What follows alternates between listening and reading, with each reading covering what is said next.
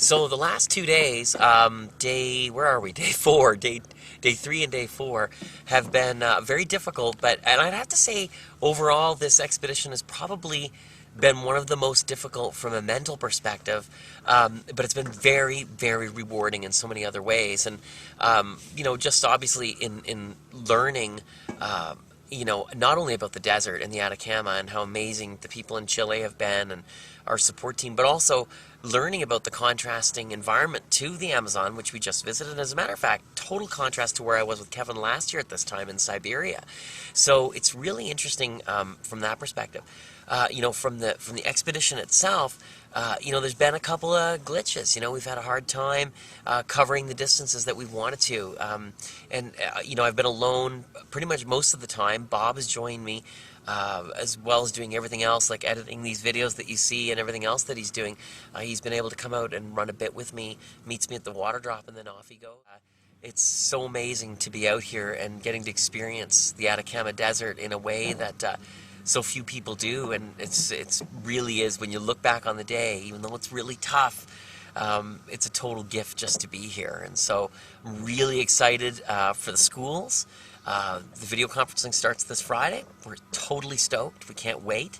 And we've been compiling a lot of really interesting film pieces, and you're going to see some of that tonight in this video as well.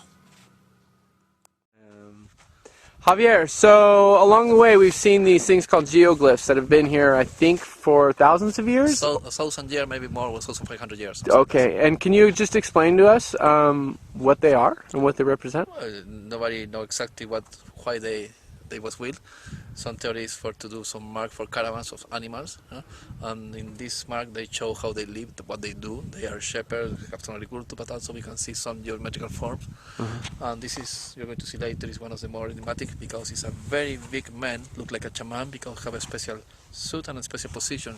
Later you're going to see the arm. You're going to see like a hat on the head.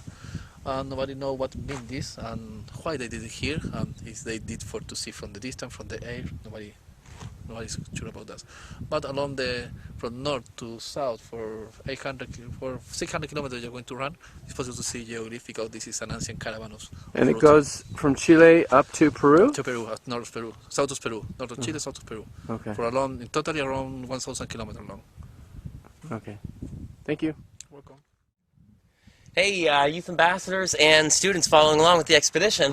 One of the reasons we're out here, of course, is to learn about the Atacama Desert and discover some really cool things. And I mean, of all places, just on the side of the Pan-Pacific Highway going out of this gorge, you can see these geoglyphs, which Javier was telling us are very old. Some of them we just camped are unbelievably old, like 1,000+ years old.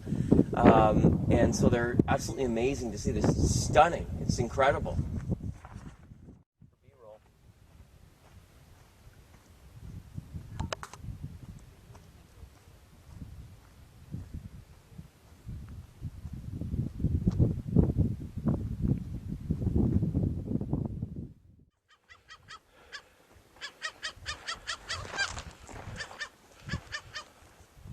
That's the only life we've seen out here since we started this morning.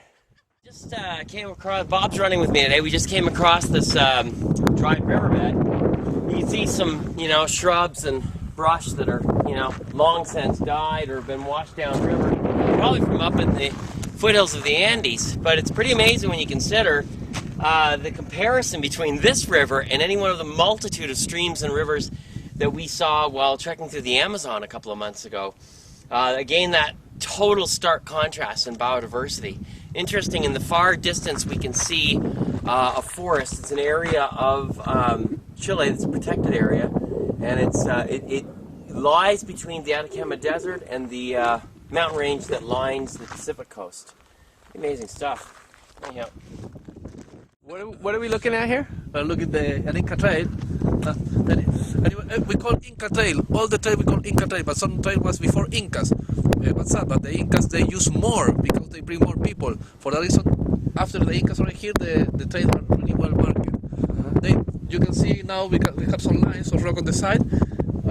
They do sometimes some places to have a nice view of the trail. They do that, but Normally, they just walk with maybe 300, 500 animals and people, and that's the reason the place is marked very well.